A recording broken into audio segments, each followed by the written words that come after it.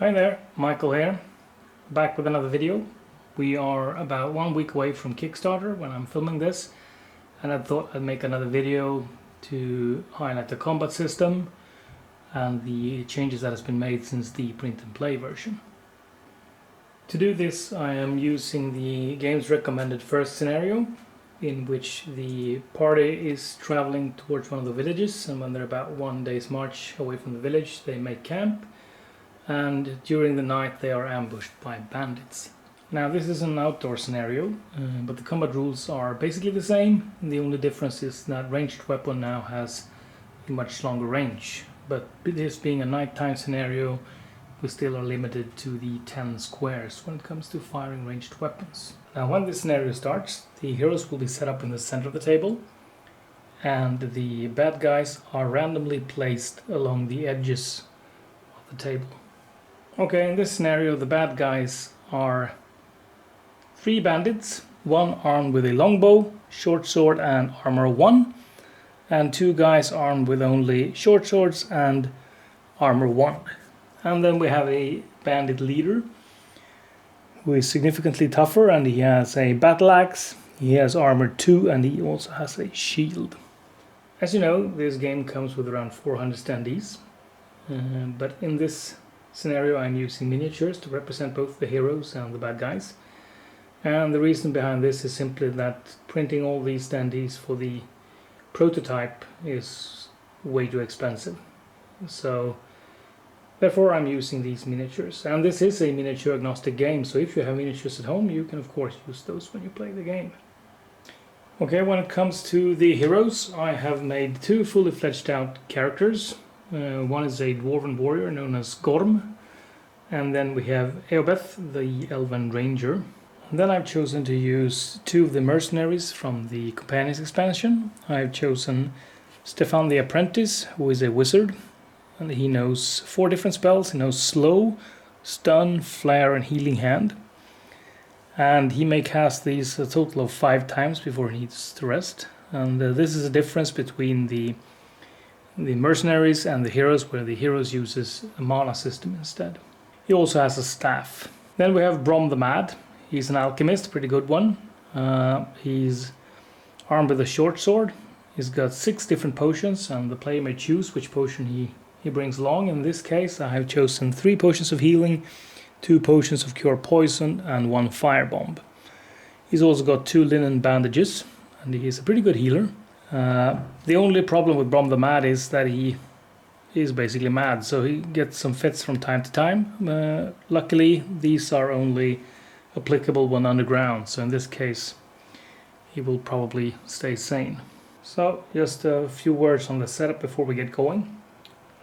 We have the heroes in the middle, we have the bandit with the longbow and short sword down here, we have the bandit leader over there with his battle axe and shield, and the 2 bandits with simple short swords. I have my character sheets for the fledged out heroes, the real heroes, and then we have the scenario sheet, which is very handy if you're playing solo with several heroes. You can use these to place your tokens and track your party morale, threat level, hit point, sanity, etc. And this is also done in such a way that you can use overhead markers to simply change this or reuse it. Now the first thing we need to do is set up the activation system, and this is done by using dice or tokens, chits, and a bag or a cup or something to hold these chits and tokens. I've chosen to go for dice, and I use the Dungeoneers die bag for this. And when we start with the heroes, they have the white dice. They get 4 dice for 1 die for each hero, and 1 extra die because the elf has perfect hearing.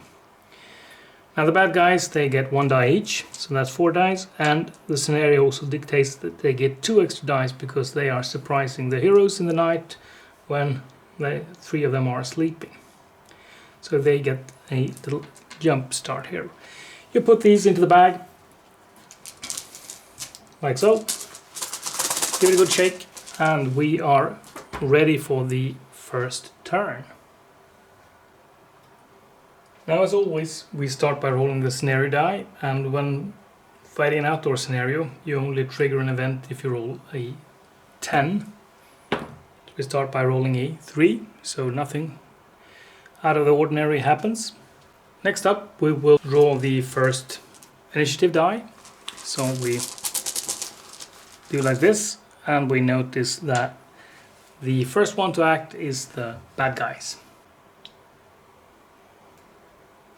Okay, when activating enemies, we will do this first with enemies that have magic abilities or ranged abilities, and in this case it would be the bandit with the longbow.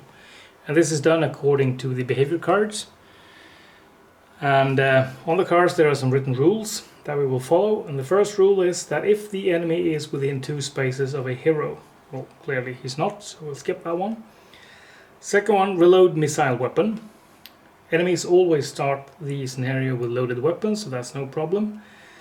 And the third one is move up to M spaces to get into a position that increases its odds to hit, including climbing objects. Now, there is a part of the tree in the way here, so to make sure we will move him up here, so he has a clear shot.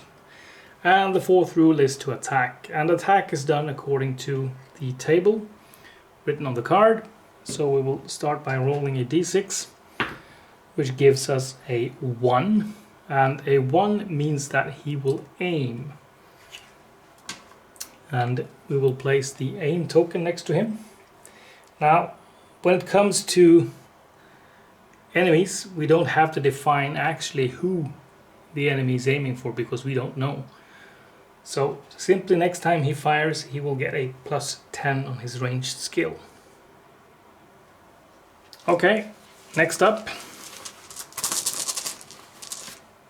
one of the heroes gets to act. In this case, we will activate the elf. He will move like so, 1, 2, and while moving he will load his longbow, and as his second action he will fire against this bandit. And the range skill for Eobeth is pretty good. He's got 61. And the bandit has a 2-hit modifier of -5, so he will hit on 56 or less. And we rolled 62, so that's a miss. So he's now left with an unloaded weapon. Next one, a bandit.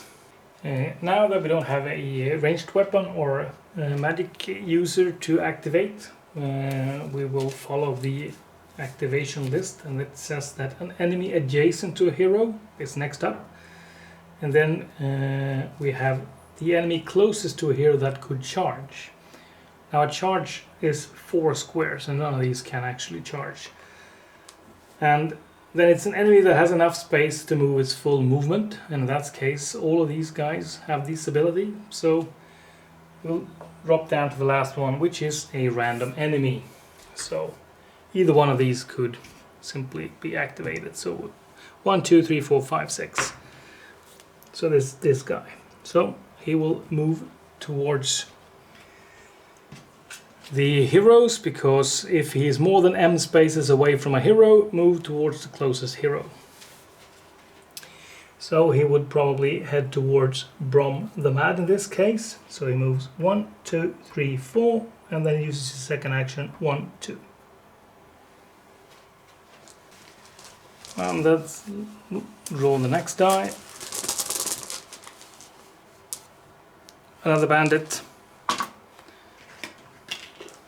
So 1, 2, 3, 4, 5, 6. So we take the bandit leader. He will move towards the closest heroes. It's these two guys. 1, 2, 3, 4, 1, 2. Okay. Next up, hero. Okay. I think I will take the opportunity to charge the bandit leader. The charge will give me a +10 to hit, so I will try to utilize that.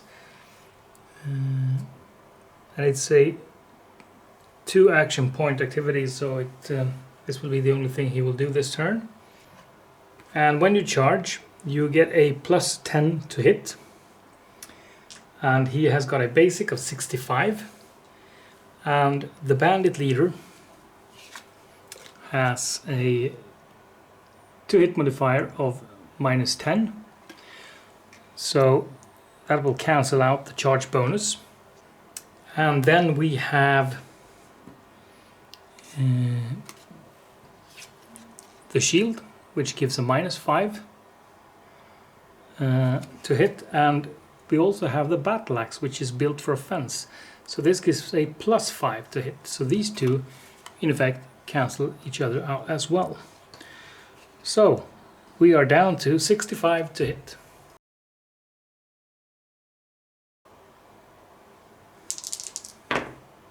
$52, that's a hit.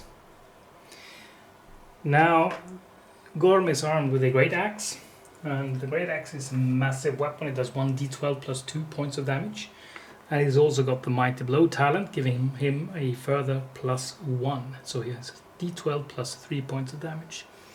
On the downside, the great axe is a very slow weapon, so when defending you will have some negative modifiers. Alright, let's see. 8. 8 plus 3 is 11, so 11 points of damage. Now the bandit leader has 2 points of armor, as you remember, but the great axe also has the armor piercing rule with a value of 2, so it actually negates the armor. So he will take 11 points of damage, or lose 11 hit points, maybe it's the correct term. Furthermore, when you win a charge, or you succeed with a charge, you will push the target back 1 square, like so, and 11 points of damage. And he has a total of 16 hit points, and when you pass half of that, you will also become wounded. And when you're wounded, you only have 1 action point per turn. So this was truly a good result. Right, next. Black, and the only bandit that hasn't acted yet is this one. And he's out of charge range, so he will move towards the closest enemy, closest hero, of course. And that will be Gorm. So he would move 1, 2, 3, 4, and then he would try to attack. And when attacking with close combat weapons for humanoids, you have a table to see exactly what it does. And we roll 4, which is a standard attack. Okay, the bandit has a base combat skill of 50, and he's making a standard attack, so there's no modifiers there. On the other hand, as I said, Gorm is carrying a great axe, which suffers from both the built for offense rule and the slow rule. And each of these add +5. So the to hit chance for the bandit is then 60. 91. That's luckily a miss. And at this point, all enemies have acted, but we have still 2 heroes left to act with. So there is no point in pulling the dice out of the bag. Instead, we'll just choose what we will do, and we will start with Brom the Mad. That would also take the opportunity to charge the bandit over here. So he will move up like so, and we will prepare for the charge. And to hit, Brom has got 45% basic chance, and he's charging, so we have 55 minus the to hit value of the bandit of 5, so there's a 50% chance of hitting. 35, that's a good hit. And damage from a short sword is 1d6 plus 2. So 5 points of damage minus the armor of 1, so that is 4 points of damage. And once again it's a successful charge, so he will push the bandit back 1 step, like so. 4 points of damage, not enough to wound him, but still enough to make a little difference. Then we have one hero left, and that's Stefan the Apprentice, and he will use magic and cast Flare, which is a magic missile, on that bandit over there. This is a quick spell, so it only uses one action point. And we roll 0, 0, 4. When casting spells with mercenaries and enemies, you use the range skill to determine if you succeed, and he has got 45, so that is luckily a good result. And the damage for the flare is 1d10. 9. That's great. -1 for the armor, of course. So we are down to 8 points of damage. And he has got a total of 12, so that means he's also wounded.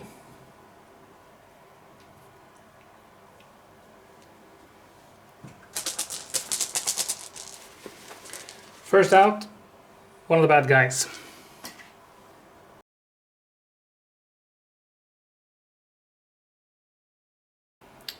Okay, so first one to act is once again the archer, and he's got his aim, so he's got +10 to hit, and we will roll to see normally who we would fire against. So 1 is the closest enemy. Now if we count this, 1, 2, 3, 4, 5, 6, 7. 1, 2, 3, 4, 5, 6, 7, 8. Now he would shoot at the dwarf, but there is a tree in the way, so that means he can't see the dwarf, and he will fire at the elf. Right, so he's got 35 in range skill, and he's got +10 for his aim, so that's 45. 14. That's a hit. Now, anytime a hero gets hit, okay, so he's got 35 to hit +10 for the aim, so that is 45% chance of a hit. And that's 22, so that is clearly a hit. And whenever a hero, a true hero, not a companion, is hit, they have a possibility to dodge, and this could be done only once per battle. You can have perks that allow you to do this more than once, but in this case he can only dodge once. So he will try to dodge, and dodge is a skill, much just like anything else, so he has got a 41% chance of dodging. 87, that's a fail. So he will be hit by the arrow, and it's a longbow, causes 1d10 points of damage, and we will also roll a die to see where the elf is hit. So 3 points of damage to area number 4, and area number 4 is the torso. Luckily, Eobeth has a leather vest, which has a defense value of 3, so it will absorb all the damage. The aim token is removed, and he will then spend his second action loading his weapon. Next out is a hero, and I think we will continue what we've done here. So we will make a standard attack with Gorm against the bandit leader. Now he's got a 65% base chance minus the 10 for the bandit leaders to hit, so that is a 55% chance of hitting. 48. That's a good hit. And we have the damage die, which is a d12 plus 3 as usual. 12. So he's definitely down. And he still has one action left, so he will use that action to attack the second bandit. 46. That is also a hit. So we'll roll the damage. 12 again. Is down. So that was an impressive turn for the dwarf. Next up to act, once again a hero. We will make a attack with Brom the Mad against the bandit over there. So he's got a 45% chance of hitting, -5 for the to hit value of the bandit. 43, that's a miss. His second action, he will go into defensive stance, I think, because he's not likely to hit. So he will go into defensive stance. So he's prepared for a counterattack. Next, hero once again. Right, let's use that to fire at the archer down here. The bow is unloaded, so we spend one action point loading and the second action. Oh, I think actually we'll spend our second action aiming instead to improve the chance of hitting next turn.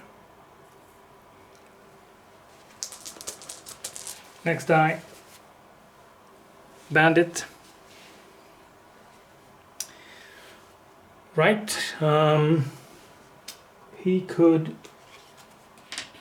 he's only got one action. Oh, he's got 2 action points. So he will, and now I roll a 1, means he goes into parry stance. But since he's got 2 actions, he will automatically make a standard attack first and then go into parry stance. Now it's got a 50% base chance of hitting, minus the to hit modifier of Brom, which is -5. And he's also in parry stance, which gives him a -10, so -15. So there's a 35% chance of hitting. 26. Okay, that's a hit for sure. And armed with a short sword, it does d6 plus 2 points of damage. So 5 plus 2, that's 7 points of damage. And Brom the Mad has got 1 point of armor, so 6 points. And Brom's only got 12 and is 12 health from the start, so he's wounded. Didn't help much to have the parry stance in this case. And as we said, he will go into parry stance after his first attack. Alright, that's everything for this turn. Time for turn number 3. We'll start by rolling the scenario die. 5, nothing happens. And then we'll load up the bag as usual. Heroes. Now I think we'll start by firing the bow here, because we don't want to lose the aim bonus. Base range skill of 61 plus 10 for aiming, so 71. That's a pretty good chance of hitting. 64. What I forgot to mention was the -5 for the bandits to hit. So he's got 61 plus 10, that's 71, -5, that's 66. And 64, it's a hit, so that's good. The damage, 8 minus 1 for the armor, 7. That also cripples or wounds the enemy. We spend the second turn and second action reloading, but we lose the aim bonus. Next up is, we'll go with this one. Heroes once again. I think it's time to finish this guy off before he does anything more. And I think our best chance is well, he's got one action, so we'll use that one to attack. He's got a 45% chance of hitting, -5 for the bandit and -10 for the parry stance, so 30% chance. 21, that's great. And d6 plus 2 for the short sword, 7 points, -1 for armor, so 6 points of damage. And he had 4 points since before, so he's now got 10 points, and he's also wounded.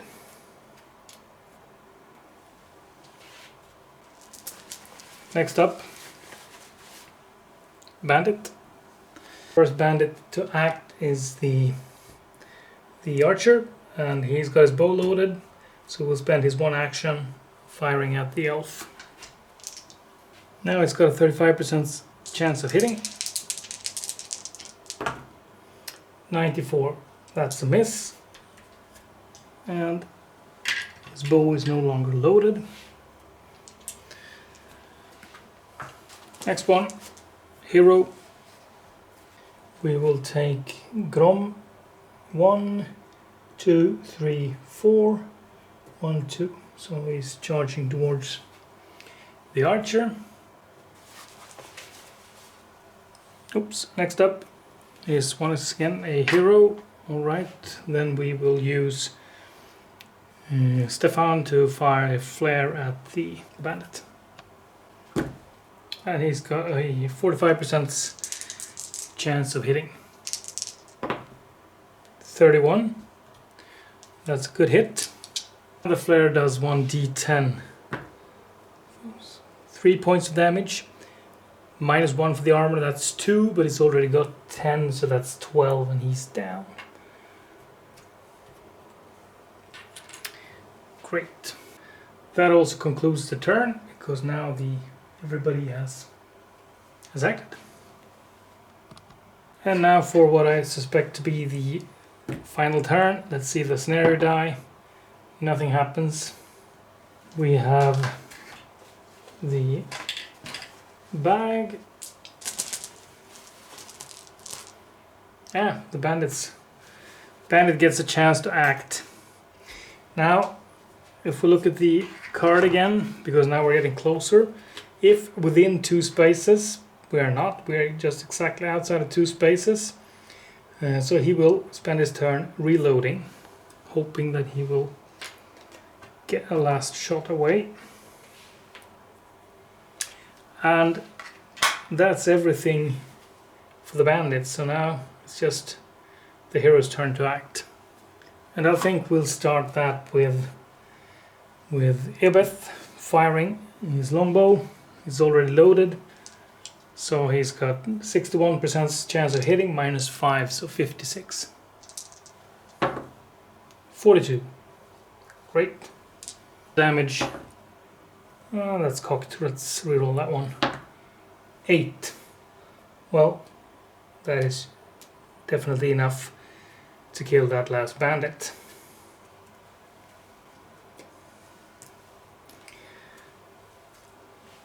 Now, the only thing that remains after battle is that you need to loot the corpses to see if you find anything of value.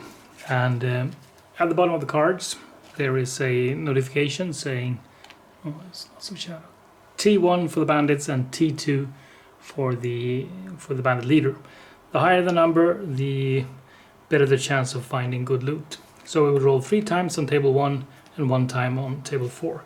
So we will start with the lowly bandits. 6, and that's nothing but scrap.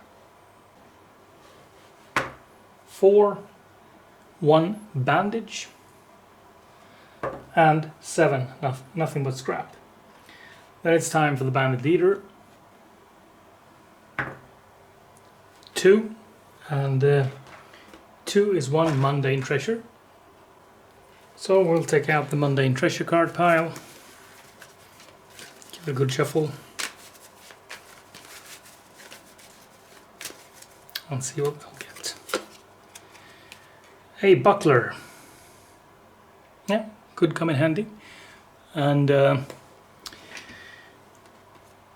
At the bottom you'll see in what condition this buckler is. So unfortunately it's a D4 plus 1 points of durability lost. So in this case that's a 4, so 5 out of 6 points already lost. So this buckler won't last long, but it will probably serve its purpose.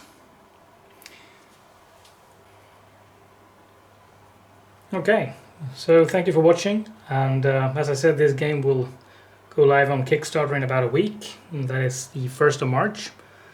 And I do hope you find this interesting enough to back this. Okay, bye bye.